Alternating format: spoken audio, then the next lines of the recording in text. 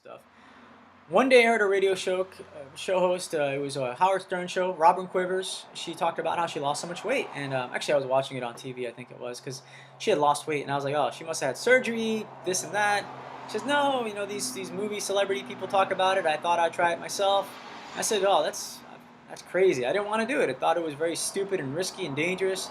But then I realized, all the pills and shakes and lotions and all the stuff that sold. The reality is they're dangerous. I mean, there's this fact. They poison your liver. They're being sued constantly.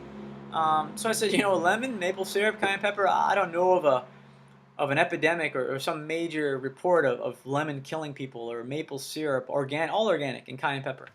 And of course, in the mornings I do a saltwater flush. So none of those things were as toxic as the stuff I already put in my body, or alcohol even.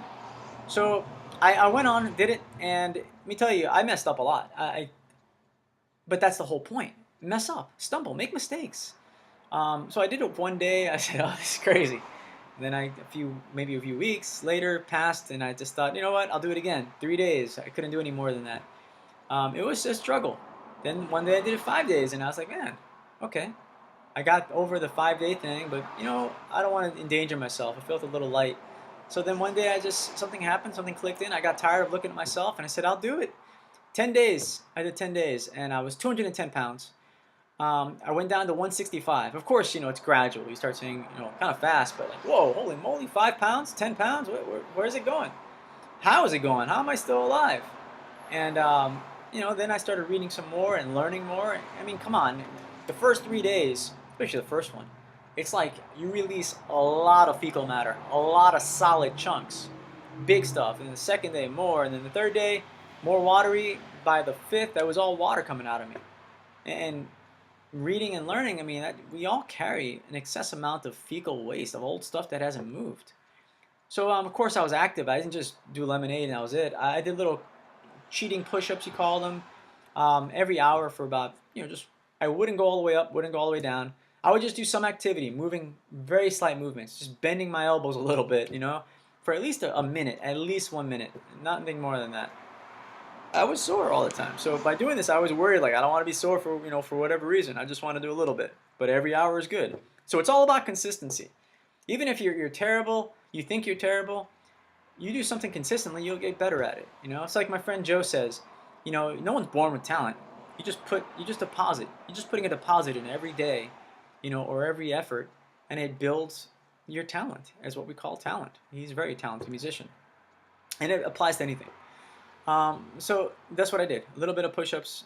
By the end of the deployment, I went from 50 crappy little push-ups to, every 6 minutes. So I went every hour, 45 minutes, 30 minutes, 15, then by 6 minutes. So yeah, during a 6-hour watch rotation, I've done over 3,000 push-ups, and people looked at me and watched me. So yeah, I don't know. I can't even believe it now, so don't believe me, whatever. So here, after that was done, December 2004, I ran a marathon. My friend Joe, one of the best friends I've ever had. I've got many really good friends in my life. I consider best as well. Who just go over the edge. They're not bad people, but they're the kind of friends that you say something. Part of you hopes that they're gonna say, "Oh, that's crazy. Don't do that. Don't think that way." But I've got the kind of friends that just say, "Why not?" So as much as I want a friend to pull me back, the guy that holds the guy back, like, don't let him go crazy, don't punch you. I've got friends like, yeah, go for it. It's just, what? You're putting me out there. So that's how Joe was. Like, oh, you want to do a marathon? I'm game. Damn it, So I ran the marathon. I did it. At the end of the marathon, I reached for a Stone Cold ice cream creamery thing because I figured I deserved it. I didn't make the connection between that to my life. So that was evidence right there. My body actually started vibrating. My fingers, my hands, it started spazzing and locking. It was the most weirdest thing I still experience it. If I'm going to put something near my body, and even if I don't think, I'm not thinking it's good or bad, it'll react. Alcohol is an example. I get alcohol near my face, I immediately break out. Like the redness, rashness, my throat starts choking up. It's like it's really defending itself. And I've had people try to slip me alcohol to see what happened.